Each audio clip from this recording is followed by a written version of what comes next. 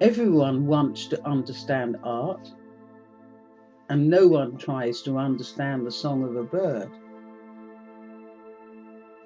The problem in art is one of translation. All art is at once surface and symbols. One has to wander beneath the surface. Style is often something that locks the artist into the same vision for years, even for a lifetime, and he might become sterile. Although there are great painters with style, nevertheless, I would prefer not to have a style. There is the material, there are the color's attributes, tones, shades, and hues. There are millions of notes to hit, but there is no technique. Do we know why two colors sing when put side by side? One can never learn to paint through a lexicon.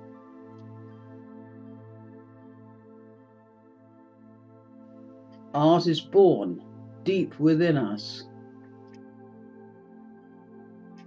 It has been so with the cave dwellers, whereby their necessity was magic and survival.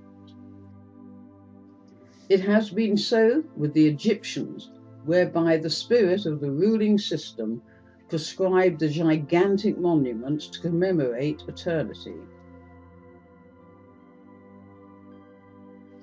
It was so with the ziggurat of Babylon. And it is now with the modern man, whereby his necessity is more psychical and universal than ever before.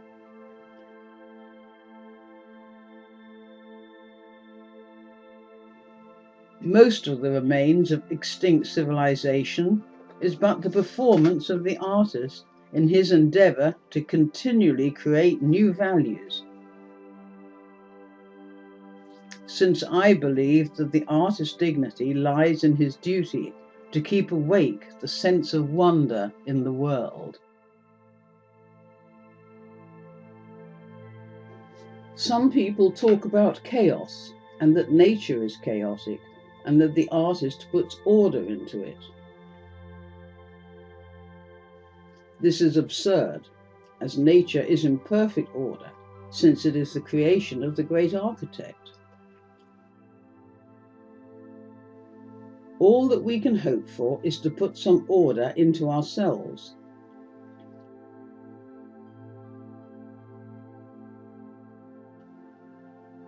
Whatever is born genuinely by nature and moves the human spirit is realism. Even if there are no images of people, houses, and trees, as truth and validity are not determined by the shape of the elements, but by their interplay.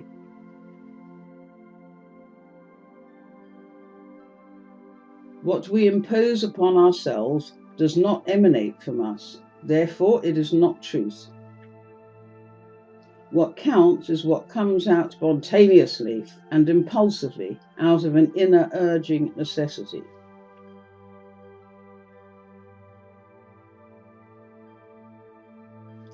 The thought is to paint and not what to paint. The idea is not thought of or settled beforehand. It changes, as it is done as one's thoughts change.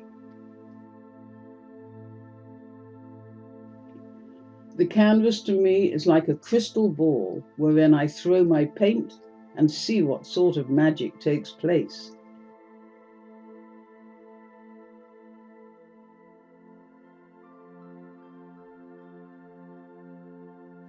No generation and no individual is interested in art in quite the same way as any other. Each generation and each individual brings to the contemplation of art his own categories of appreciation, places his own demands on art, and has his own use of it.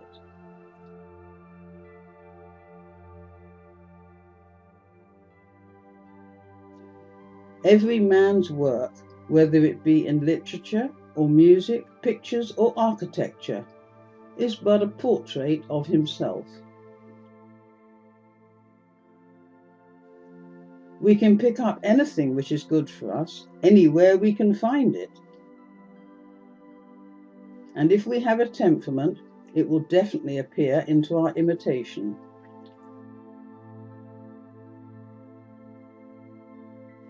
Beauty is in the eye of the beholder, and not according to a set of dogmas. It is beyond any canon.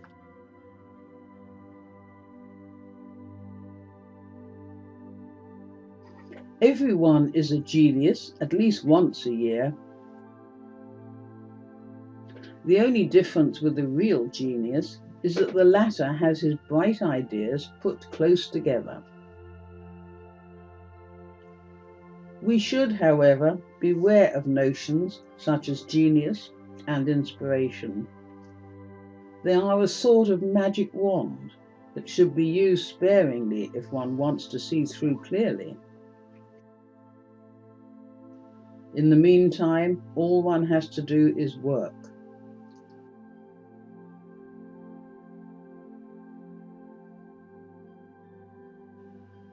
I concentrate on the formal elements of art, its colour, its shape, its form, its texture in their pure state. My aim is to attain a harmonious aesthetic unity. The objective of my compositions is to attain a direct visual appeal, unspoilt by the non-artistic associations of religious, historical or literary subject. And if I ever use a recognizable figure, I reduce it to mere symbol, which is evocative rather than descriptive.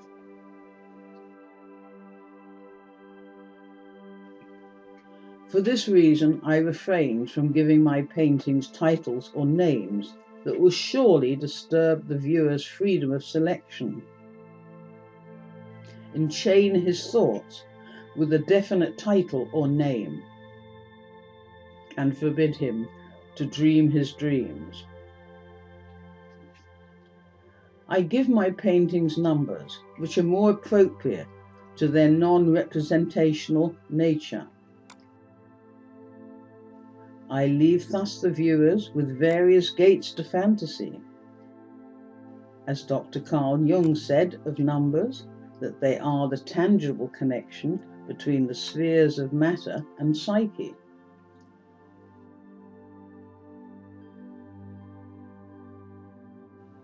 The complete series of an artist's work is but the one story of his life. It is a continuum, and I think it is unfair to dissect this complete process into dated episodes. What is the date in comparison to eternity anyway? It is so minimal. Nevertheless, I do not mind putting dates on my paintings, for I am not for theories, but for the spirit.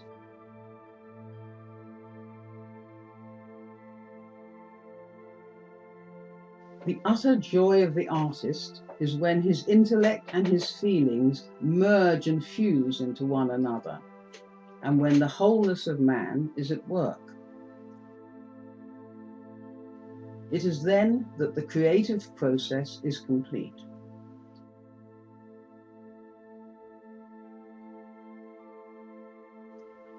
Modern art has attained a profound break with the past.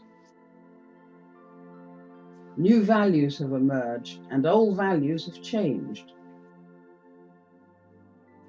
But most people regard new values with hostility, although the new values are not as important as the spirit it reveals.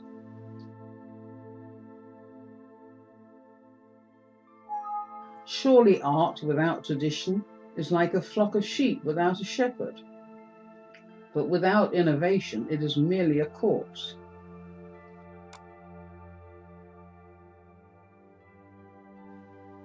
One must be very careful with freedom, since the freedom not to do one thing requires one to do something else imperatively. However, art, like life, should be free, because they are both experimental, and one cannot experiment with a canon as a guide.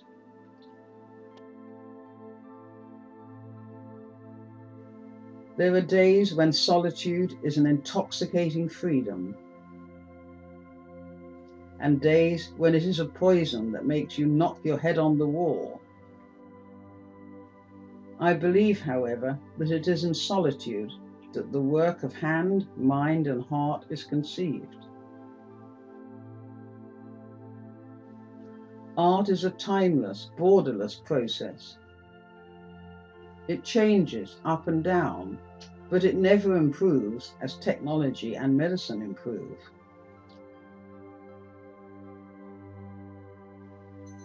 There is no such thing as figurative and non-figurative art. Everything appears to us in the guise of a figure, otherwise we cannot see it.